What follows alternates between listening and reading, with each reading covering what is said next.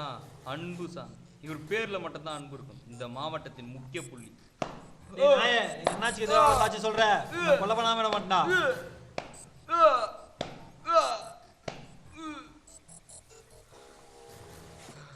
அண்ணாச்சி இங்க கொடுங்க அண்ணாச்சி. ஏய் நாய்ங்களா, உங்களுக்கு வணக்கம் வைக்கலாம் ஓட்டு கேட்கணுங்களா? மன்னிப்பு கேட்க தானே எனக்கு எதிராக சாய் சொல்கிறேன். அண்ணாச்சி வேணாம் அண்ணாச்சி, இவனை விட நாங்கள் பார்த்துக்குறோம். ஏக்ஷன் வரப்போகுது.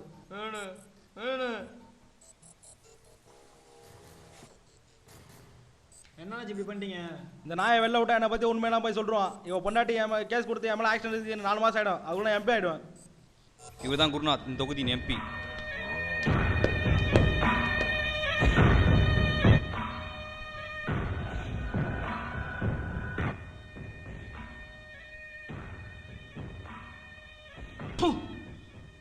எங்குட்டு பண்ண பார்க்குற நீ?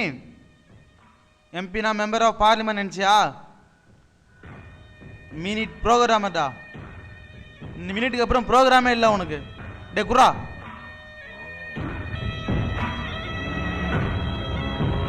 வாங்கடா. இவங்க 2 பேரும் வேறு வேறு கட்சியின் இந்த மாவட்ட செயலாளர்கள். இவங்க எப்போவுமே எதிரி தான். இப்போது இவங்களுக்கு ஒரே லட்சியம், வரப்போகிற தேர்தலில் ஜெயிச்சு எம்பி ஆகிறது. இவர் தான் முத்து, நல்ல படிப்பாளி, படைப்பாளி, இந்தியா வல்லரசாக்க துடிக்கிற ஒரு நல்ல இளைஞன். படித்த இளைஞர்களும் பெரியவர்களும் ஆற்றல் மிக்கவர்களும் புத்தி கூர்மை உள்ளவர்களும் மற்றும் ஊழலுக்கு எதிராக செயல்படும் அனைவரும் அரசியலுக்கு வர வேண்டிய நேரம் இது. நாட்டில் உள்ள 28 மாநிலங்கள் மற்றும் 7 யூனியன் பிரதேசங்களின் தேர்தல் தேதிகளின் விவரங்களையும் எத்தனை கட்டங்களாக ஓட்டுப்பதிவு நடக்கும் என்ற விவரங்களையும் தேர்தல் கமிஷன் வெளியிட்டுள்ளது. தமிழகம் மற்றும் புதுச்சேரியில் ஏப்ரல் 24ஆம் தேதி தேர்தல் நடக்கிறது.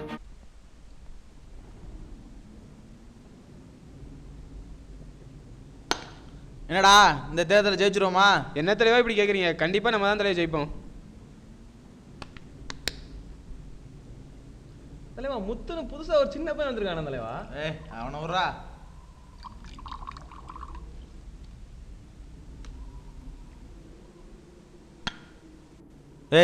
இந்த ஊரில் நம்ம ஜாதிகார பசங்க அதிகம். எல்லாரும் நம்ம தான் ஓட்டு போடுவாங்க. மக்களுக்கு காசு கொடுத்தா ஓட்டு போட்டுருவாங்கடா. அந்த முத்து பையன் என்னடா இருக்கு? அவன்கிட்ட வெறும் நோட்டு புத்தகம் தான் தலைவா இருக்குது. அப்போ ஜெயிக்க மாட்டான்டா. சரி, ஒரு ஓட்டுக்கு எவ்வளோ கொடுக்கலாம்? ஒரு ஓட்டுக்கு 200 மட்டும் கொடுத்தா போதும் தலைவா.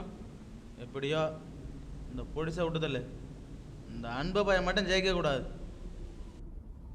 அண்ணாச்சி என்னடா குரு ஒரு ஓட்டுக்கு 200 தர போகிறோண்ணா. 500 ரூபாயோ 1000 ரூபா கொடு, இதோட கண்டிப்பாக நம்ம ஜெயிக்கிறோம். சரி அண்ணாச்சி.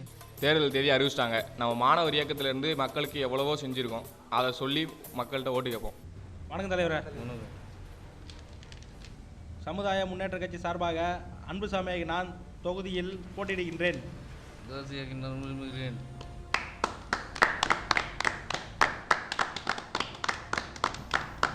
இந்தான் தலைவரே. ஐயா வணக்கம். வணக்கம்.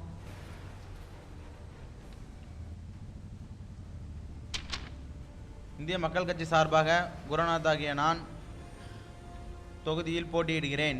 இதனை நான் வழிமொழிகிறேன்.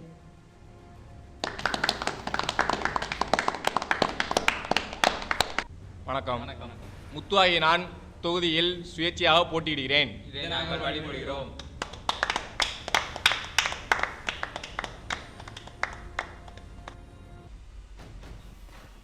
என்ன எல்லாரும் எங்கே போகிறாங்கன்னு பார்க்குறீங்களா?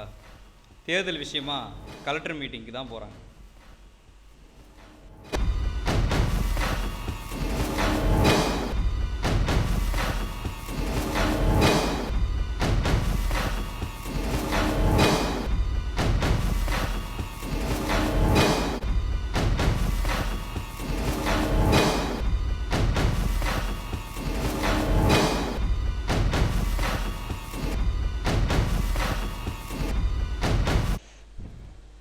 நமக்கு தேர்தல் ஆரம்பிக்க போகுது.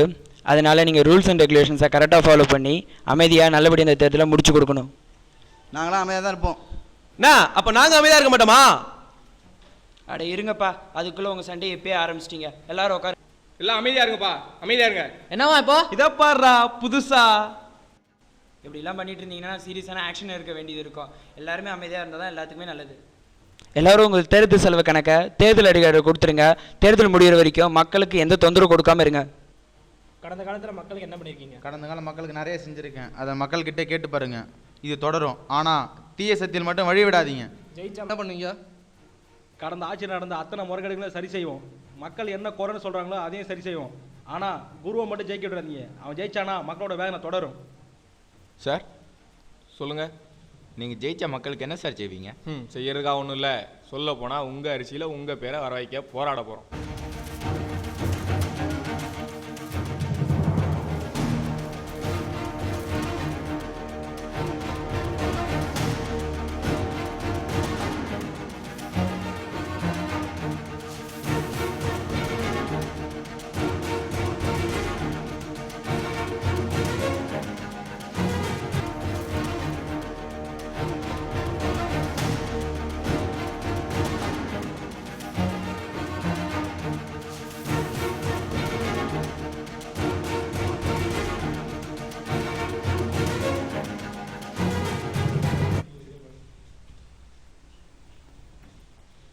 வணக்கம். வணக்கம்.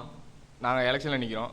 எங்கள் சின்ன வந்து பேனா சின்னத்துக்கு மறக்காமல் ஓட்டு போட்டுருங்க. சரி சரி. வணக்கம்.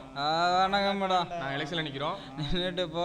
சின்ன வந்து பேனாவா? நல்ல பேனா சின்ன. சின்னத்துக்கு ஓட்டு போட்டுருங்க. பேனா சின்னத்துக்கு ஓட்டு போட்டால் எனக்கு என்ன தருவேன்? ஒன்றும் தரமாட்டோம். ஆனால் உங்கள் கடனை எல்லாம் அடைக்க போகிறோம். அப்படியா? எனக்கு தான் எந்த கடனுமே இல்லையாப்பா. அது தெரியாதனால தான் நீங்கள் இப்படி ஆடிட்டீங்க. அப்படியா? சரி சரி போ. சரக்கு ஊத்துனாதான் ஓட்டு. இப்பெல்லாம் பேசினா நமக்கு யாருமே ஓட்டு போட மாட்டாங்கடா. நான் உண்மையை தான் சொல்லுவேன். எனக்கு ஓட்டு வாங்க தெரியாது, ஓட்டு கேட்க தான் தெரியும். மச்சான் 5 ரூபாய் அன்னைக்கு பிடிக்கிட்டான்டா. வணக்கம். நாளை தமிழகத்தில் நாடாளுமன்ற தேர்தல் நடைபெற உள்ளது. எல்லாரும் நாளைக்கு ஓட்டு போட போகிறீங்க. நீங்கள் எல்லாரும் குரு அன்பு மாதிரி ஆளுங்களை உங்களோட எல்லா தொகுதியிலும் ஜெயிக்க வச்சா